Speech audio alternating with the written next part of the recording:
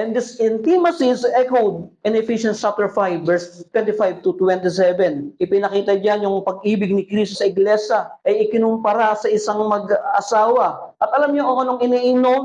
For her sanctification. Para sa kabanalan niya, para sa kabutihan niya. Kaya nga hinahanda ang iglesia, siyang babaeng ikakasal. Ganyan yung pag-ibig ni Jesus. Maaring hindi natin maarok ng mas mataas, pero salamat sa kasulatan kasi ibinibigay niya yung diwa ng katotohanan na pwede nating maunawaan at matutunan. At para sa mga hindi pa mananampalataya, ito ay isang panawagan sa iyo na klase ng pag-ibig na masusumpungan mo lang kay Jesus. Kung lalapit ka sa Kanya nang may pananampalataya at pagsisisi sa iyong mga kasalanan. Kaya inaalo ka ng ebanghelyo na isuko mo yung buhay mo kay Jesus. Manampalataya ka sa tinapos niya sa krus ng Kalbaryo upang maranasan mo yung klase ng pag-ibig na higit payaman ng mundo.